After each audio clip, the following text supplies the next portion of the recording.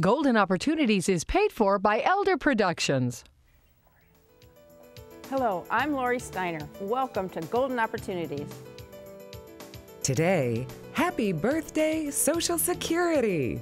We celebrate 80 years of success and look to the future of this important program. Down in the mouth, we'll help you begin to grin again. Then, roll 'em. We'll preview movies made for being seen on the big screen and tune you in to where you can catch them. Plus, we'll reveal ways surgeons are coming together to treat cancer. And you've saved all those savings bonds, but if you cash in, it could cost you. We'll explain. It's time to get geoing, so pull up a chair and join us at our kitchen table for Golden Opportunities.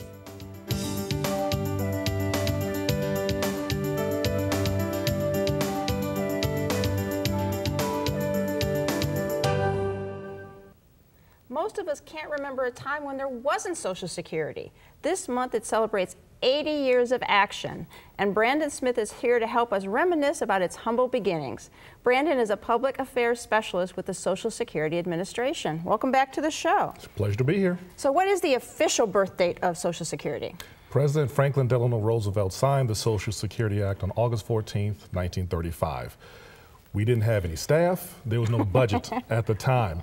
Numbers were issued the next year, 1936, via the Postal Service. Postal workers would actually take the applications to people's jobs.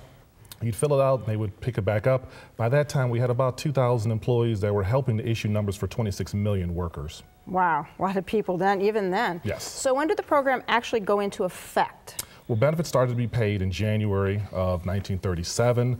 Ironically, there is a Cleveland connection. Oh, yeah? A gentleman by the name of Ernest Ackerman. He was a motorman from here in Cleveland. He retired on January 2nd, 1937, after paying into Social Security for a day. He paid a nickel in, he got 17 cents back, which I think at the time he was able to get a nice little house in the suburbs. And in the beginning, your retirement benefit was one-time lump sum settlement, but things have changed, right? And that's not the only thing that has changed. Things have changed. From 1937 through 1940, people got a lump sum payment, but there have been some changes. 1939, survivor benefits. 1956, there was disability. And in 1965, Medicare. Ironically, on July 30th, 1965, President Lyndon B. Johnson signed Medicare into law. The first two beneficiaries was former President Truman and his wife, Bess. All right, so Social Security and Medicare all in the same year. We got a lot to celebrate this year. And millions of people have been helped by this program, right? Absolutely. You'd be hard-pressed to find someone that hasn't had a loved one, a family member, a friend that's been touched positively by Social Security. That's so good. It's such an important for everybody in this country. So it used to be you had to go in person, wait a long time, but now Social Security is kind of right at our fingertips, right, on the internet. You got some options. A person can still apply in the office. They can still do it over the phone. But a lot of services can be accessed electronically via our website, which is socialsecurity.gov. There's something called My Social Security, which allows a person to go online, create an account. With that account, you can change your address, your telephone number, your direct deposit, get a statement, request a replacement Medicare card. You can take care of a lot of things via the My Social Security account. Wow, so you don't even have to leave the comfort of your own living room in many cases. You don't need to get dressed if you don't want to.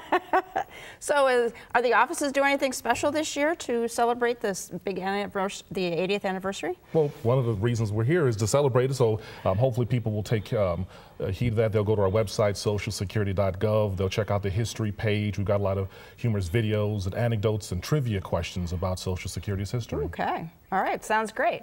So happy birthday, Social Security. Thanks to you, we have many happy returns. And my thanks to Brandon Smith for showing us how the party got started. Thank you. To learn more, call Social Security Administration at 1-800-772-1213 or log on to www.socialsecurity.gov. Next, Teeth Truths. But first, we're officially in the dog days of summer when the season is at its most sultry.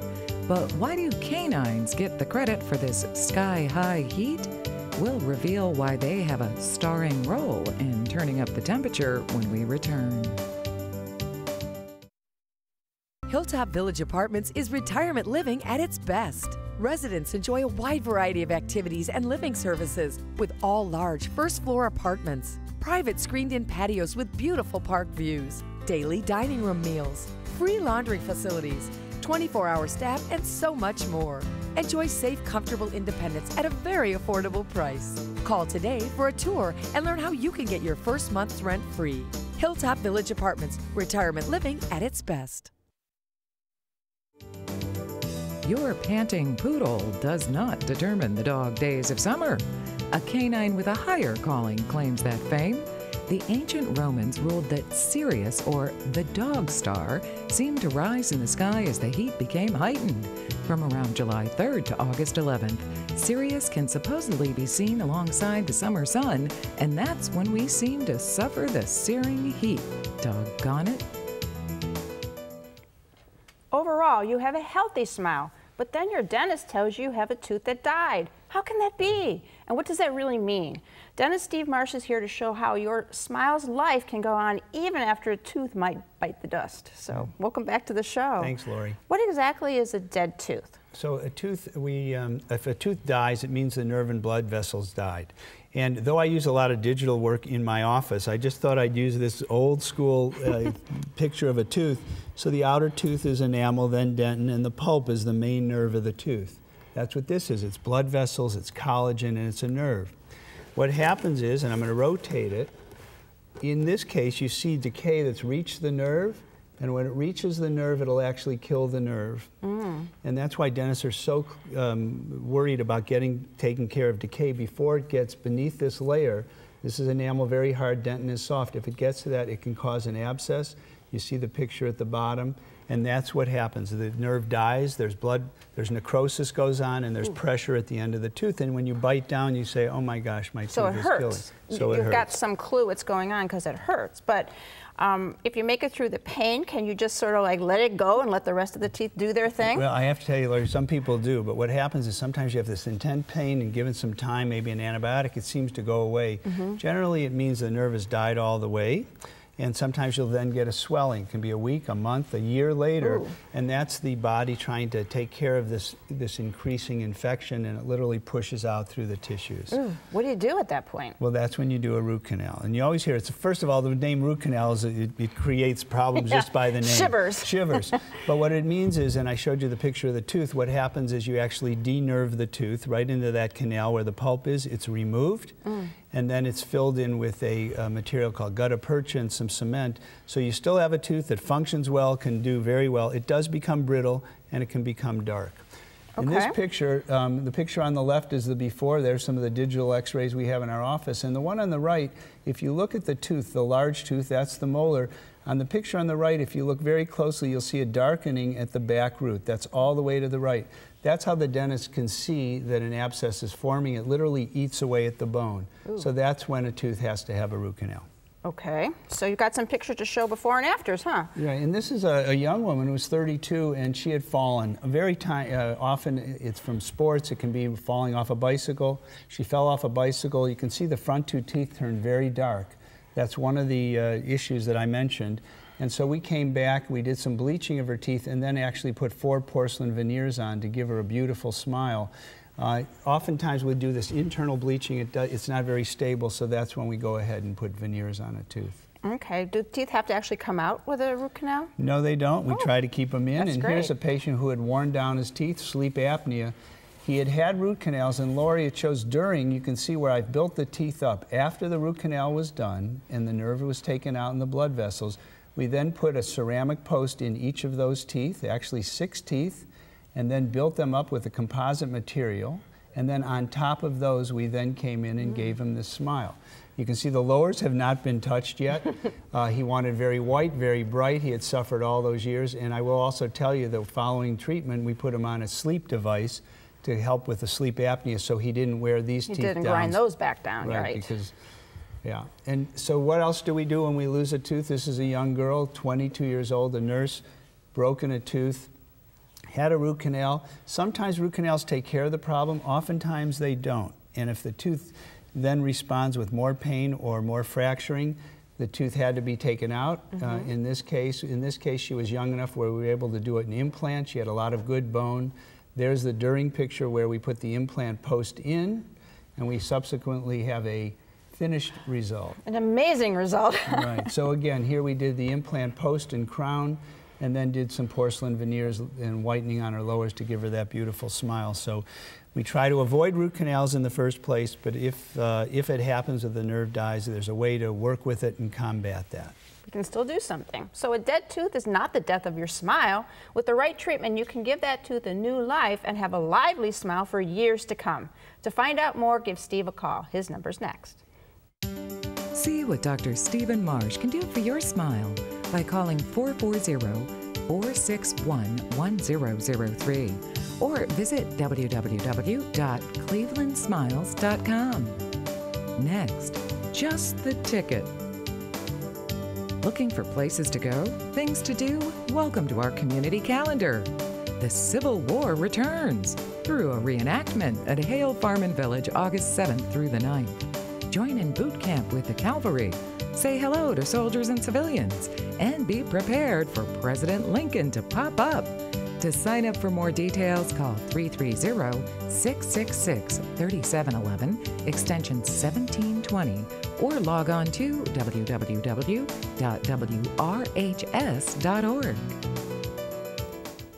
Today we can watch movies on our tablets and computers and even cell phones. But remember when movies were made for big screens, a dark theater, freshly popped popcorn, and an easy-to-pay price? Well, for a few days, that past is the present. Thanks to Cinema at the Square. And Adam Miltner is here with movies that will be on the marquee at the Connor Palace from August 6th through the 23rd. Adam is the marketing coordinator for Playhouse Square. Welcome to the show. Thank you for having me. So we've got Cabaret and Willy Wonka and the Chocolate Factory and Gentlemen Prefer Blondes are blasts from the past. So how did these movies that you picked end up on the lineup?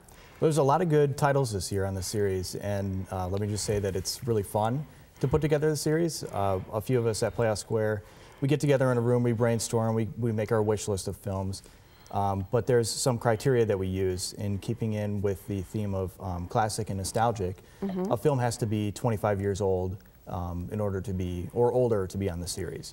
Okay. From there, we try to represent a number of eras and decades in cinema, a number of genres. We want to have family films, comedies, action, and we try not to repeat titles too often on the series. And what's exciting this year is we have 12 out of the 15 have never been on the series before, so we're excited about that. Yeah, and I said big screen, but we mean big screen, right? So how big is it? It is huge. It's 47 feet wide by 20 feet tall. Oh my goodness. So if you can picture the Connor Palace, I mean, you have to think of a screen that can fit that space, and it definitely does. Yeah, just like a regular old-fashioned movie screen. Yes. So besides the screen and having it in the palace, what makes it also nostalgic, whether you go in the evening or the afternoon? I mean, starting with the ticket prices, it's just $5 a ticket per movie. Yeah, that is nostalgic. Yeah, right. But beyond that, I mean, an hour before the film, there's an organ recital. We have really talented organists come in, perform on a restored 1927 Kimball organ.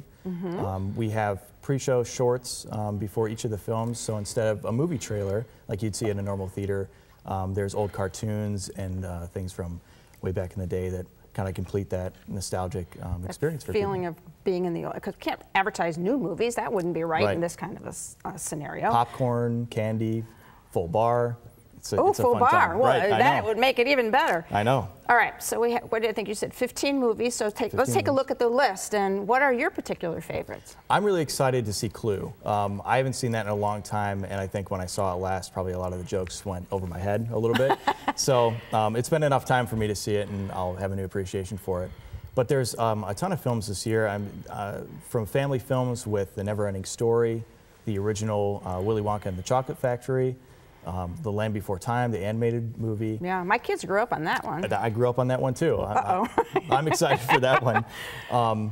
With 80s fanatics, we've got The Breakfast Club, the original Terminator, Footloose, Coming to America.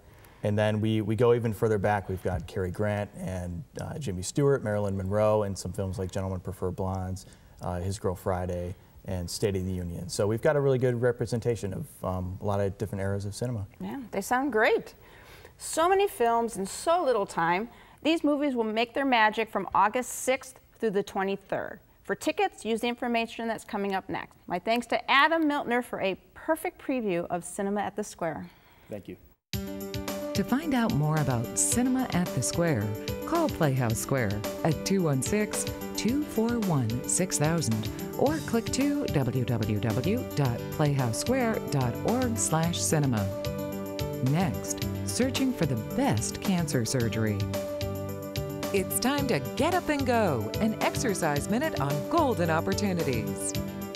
Hey everybody, it's Mike Harbin from Breakout Fitness. Today we're here to show you how to do an exercise band abduction. This is going to work the muscles in the outer thighs. These muscles are very important because not only do they help us get around and move, but should we stumble, those are the muscles that are going to help catch us. You ready to go? Yeah, and this is necessary. Absolutely. Okay, so we're going to grab the band here. We're going to stand in the center of the band with our feet together. We want to make sure we're standing nice and tall. Let our hands hang to the side, and we're simply going to open wide and take one step to the side and then bring the feet together. Okay, so one big step, bring them together. Now let's go back the other way a couple steps, switch, bring them together. Now it's important to control the movement. Okay, you want to make sure you use slow and controlled movements. Don't let your legs bang together. How you feeling? Feels pretty good. Good? You got stronger legs already, huh? Yes, I do. All right, everybody, 12 to 15 repetitions, 2 to 3 sets. And now it's your turn to get up and go. For your copy of the exercise booklet, send $1 for postage to Golden Opportunities, 6105 Parkland Boulevard, Suite 140, Mayfield Heights, Ohio, 44124. Cancer in the brain or spine creates special issues for treatment. Fortunately, MetroHealth has a specialized response. Dr. James Liu is a neurosurgeon at MetroHealth, and he's here to take us through a team approach to treatment. So who's on the team when it comes to treating cancer of the brain or spine? Well, it's really a three-pronged approach. It's between the neuro-oncologist, the radiation oncologist, and the neurosurgical oncologist, which is me. Okay, so is that the same order that somebody would be seeing the doctors in? Actually, most of the time, no. It depends on the situation. If a patient had a history of cancer, they may have an oncologist that did imaging studies that found something. But if they don't, they may have gone to their general practitioner or walked into the ED and they performed imaging and they found this. In either case, they would call me to assess the imaging and determine the location of the lesion, the size of the lesion, and whether it's benign or not. Okay. Now, if it turns out to not be benign, and it's a mass in there, then you can tell. Isn't the typical way of going about it, when in doubt, cut it out? Actually, no. Brain surgery really should be the last resort for obvious reasons that it carries a lot of inherent risks. And depending on the location of the lesions that we are talking about, it can carry very significant risks because there are some parts of the brain that are considered eloquent areas in which we did surgery to, we would actually provide more harm than good. Ooh, okay. And so what we would do in these situations is we assess the location of the lesion, how fast we think it's growing, and what type of lesion it is, and try to decide what kind of approach we want to take. We may choose to take a wait-and-see approach, a more conservative approach, and this decision-making really happens in a place called a tumor board. And this is a regular meeting that I have with my neuro-oncology and radiation oncology colleagues. In these types of tumor boards, we discuss these cases and decide what the best course of treatment is. Okay. And if these lesions require a more aggressive treatment approach, then I would just speak with the patient regarding whether surgery and or radiation may be the best way to approach it. Okay, I've heard of radiation before for cancer. When we're talking about brain or spine, is it the same type of radiation that you've been using for years against cancer?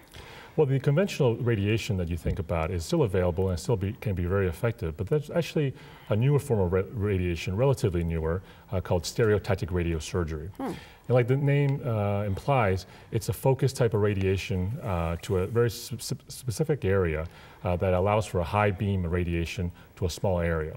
So this allows us to treat a tumor without causing a lot of radiation to other areas of the brain.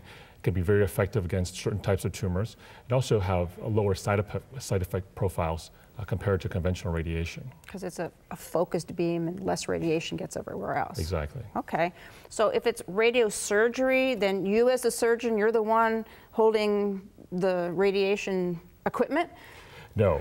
The radiation oncologist would be the one doing that, but I work very closely with them to make the planning happen. What I do is I help to delineate the lesion itself and make sure that we target the exact area that we want to target. And the radiation oncologist works with the physicist to apply the radiation necessary. This way, all of us on the team can work together to provide the most effective treatment for our patients. You know, 3 parts of the team has got to be better than 1. Absolutely. So that's great. So when you're fighting cancer, you don't want to fight it alone. MetroHealth's team approach to neurological oncology means you have a 3-pronged approach for determining and then administering the best treatment option available. My thanks to Dr. Liu for teaming up with us today.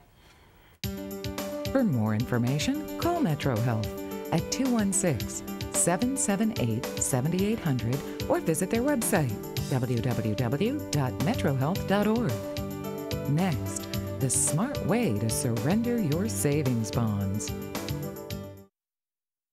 Here at MetroHealth, you know you matter when it matters most. Here, we are the city's best at preparing for the world's worst. Here, we are the only verified burn center in Ohio for adults and children.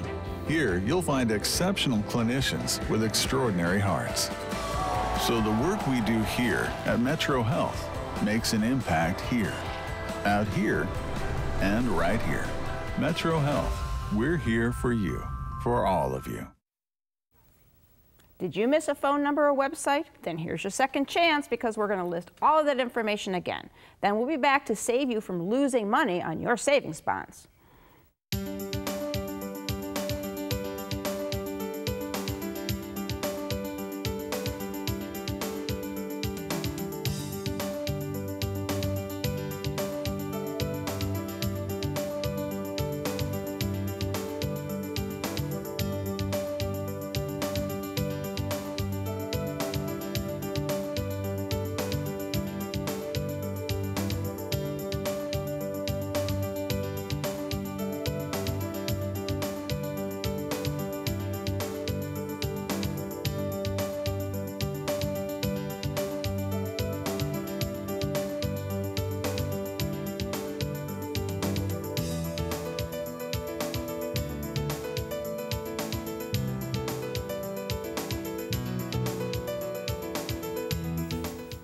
Many people have tens of thousands of dollars worth of savings bonds hidden in drawers and safety deposit boxes, and they forget to address those as a part of their estate plan when they're talking to their attorney.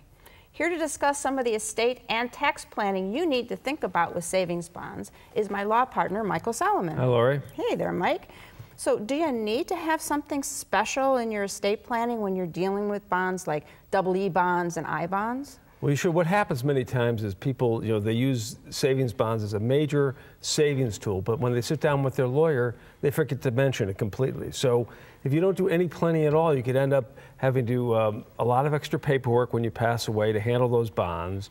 And that means going through probate costs a lot of time and extra money. So that's number one problem. Number two, if you don't do the right planning, you can cause yourself a lot of extra, or not you, you've passed away, but you can cause whoever inherits those bonds a lot of extra income taxes. There's a lot of planning you need to do with bonds. Okay, so I assume we want to try to avoid probate on those bonds. That's always a big people's goal. So how do you avoid probate on savings bonds?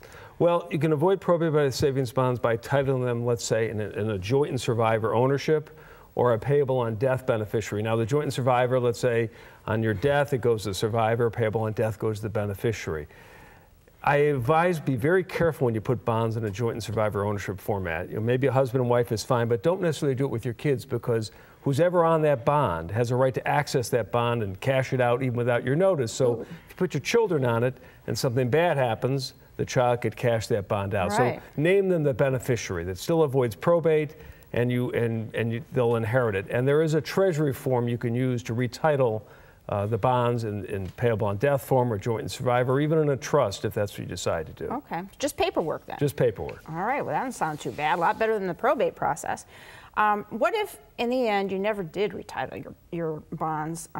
That means then they always, every amount has to go through probate when you die? Well, it does, but there are ways, depending on the amount of bonds involved, there's ways to reduce that paperwork. There's another treasury form, and if you have that form and your bonds don't exceed $100,000, and there are no on their probated assets, then you can use that Treasury form to retitle the assets in the name of the new owner. Okay. Now, if you have already a probate going on, or if the bonds are in excess of $100,000, you're going to have to probate it anyway. You're going to have all that paperwork. Okay. And you mentioned earlier about income tax traps. So what kind of traps are we talking about? Well, you know, most people, when they buy bonds, they defer the income tax. It's just what people tend to do with those. So over the years and years and years, that generates a lot of deferred income tax. So when someone passes away and you inherit those bonds, you have several choices. Number one, you can make an election to have that bond taxed to the decedent, their estate, or or their last individual income tax return. Now, many times that person who's passed away is in a low bracket, either because they don't have a lot of income, or maybe they passed away in the beginning of the year. So if you elect to have the income taxed to them, you may save a lot of income taxes because you might be in a higher bracket. The other option is that you take the bonds, just take them, cash them out, pay the income tax, or take them and elect to pay the income tax currently, and then defer future income. Or finally, you can roll over the gain if you'd like. You can do that, defer the tax until pay it later. Always pay it later. That's right, until it matures.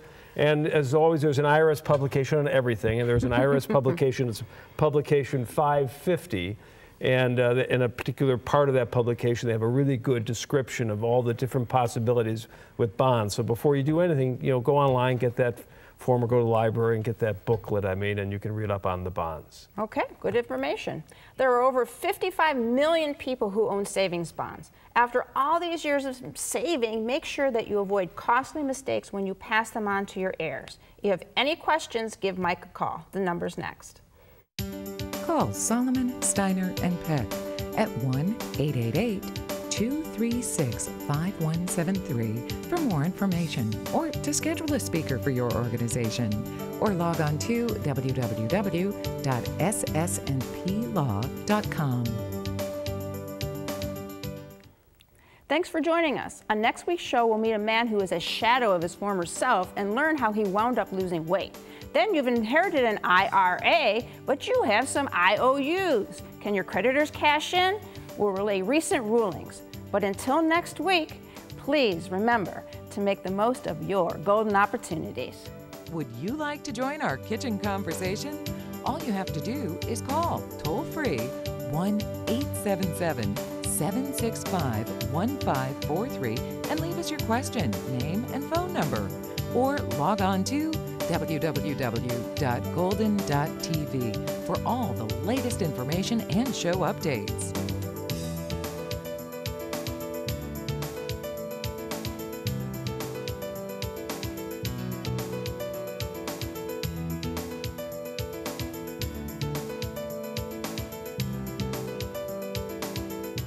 Golden Opportunities is paid for by Elder Productions.